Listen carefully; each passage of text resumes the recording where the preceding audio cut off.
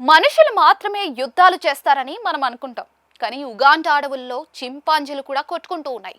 గత కొన్నేళ్లుగా సాగుతున్న ఈ కోట్లాటతో పదుల సంఖ్యలో చింపాంజీలు మృతి చెందుతూ ఉన్నాయి. ఒకే చోట నివసించే చింపాంజీలు రెండు గ్రూపులుగా విడిపోవడం, సరిహద్దులు నిర్ణయించుకుని దాడులు ప్రతిదాడులు చేసుకోవడం శాస్త్రవేత్తలకు కూడా అంతు చిక్కడం లేదు. చింపాంజీల్లో ఈ వింత ప్రవర్తనపై ప్రత్యేక పరిశోధనలు చేస్తూ ఉన్నారు.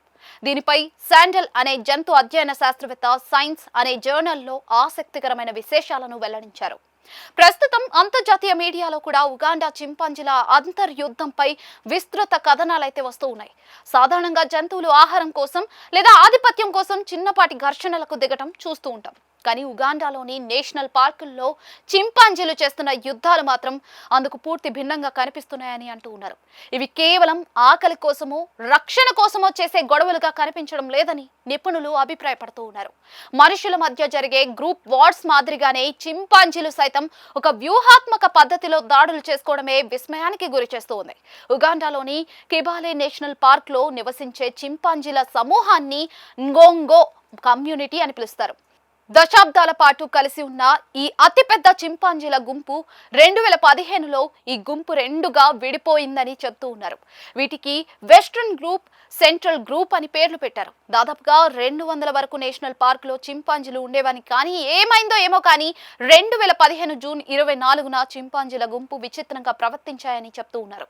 ఒక గుంపు మరో గుంపు వద్దకు వచ్చి దాడి చేసిందని తాను గమనించినట్లుగా శాండల్ చెప్తూ ఉన్నారు. ఇలా చిన్నగా మొదలైన దాడులు ఇప్పుడు బద్ద శత్రువులుగా మారి ప్రాణాలు తీసుకునే వరకు వచ్చిందని అంటూ ఉన్నారు. 2 ఏళ్లలోనే 2 గ్రూపుల చింపాంజీలు వేర్వేరు స్థావరాలు ఏర్పాటు చేసుకోవడం, తమ అడ్డాలోకి వేరే చింపాంజీ రాకుండా సరిహద్దులు పెట్టుకుని గస్తీలు కాయడం చేస్తున్నాయని శాండల్ వివరించారు. ఈ క్రమంలోనే 2018లో 2 గ్రూపుల మధ్య హింసాత్మక ఘటన జరిగి పలు చింపాంజీలు మరణించాయని చెప్తూ ఉన్నారు. పరిశోధకుల అభిప్రాయం ప్రకారం ఈ యుద్ధాలకు ప్రధాన కారణం ప్రాంతీయ ఆధిపత్యం అంటూ ఉన్నారు. భూభాగాన్ని పెంచుకోవడం కోసం 2 గ్రూపులు తగాదా పడుతున్నట్లుగా అభిప్రాయపడుతూ ఉన్నారు. సెంట్రల్ గ్రూప్ తన సరిహద్దులను పెంచుకోవడానికి వెస్ట్రన్ గ్రూప్ చింపాంజీలను లక్ష్యంగా చేసుకున్నట్లుగా కనిపిస్తోందని అనుమానిస్తూ ఉన్నారు.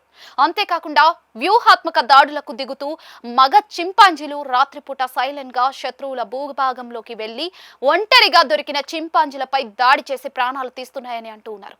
చింపాంజీల్లో ఈ వింత ప్రవర్తనకు పండ్లు, ఆహారం ఎక్కువగా లభించే ప్రాంతాలను తమ ఆధీనంలోకి తెచ్చుకోవడం కూడా ఒక కారణం కావచ్చని అంటూ ఉన్నారు. సైన్స్ డైరెక్ట్, నేచర్ వంటి సైన్స్ జర్నల్స్ లో ప్రచురితమైన పరిశోధనల ప్రకారం చింపాంజీలు తమ గ్రూప్ సభ్యులతో పక్కాగా సమన్వయం చేసుకుంటున్నాయని, దాడుల సమయంలో నిశ్శబ్దాన్ని పాటించడం, శత్రువుల సంఖ్యను అంచనా వేయడం వంటివి చేస్తున్నాయని చెప్తూ ఉన్నారు. కాగా హార్వర్డ్ వంటి యూనివర్సిటీల శాస్త్రవేత్తలు 20 ఏళ్లకు పైగా ఈ ngొంగో చింపాంజీలను గమనించి ఇవి మనుషుల్లాగే రాజకీయాలు చేస్తున్నాయని నిర్ధారించడం గమనార్హం.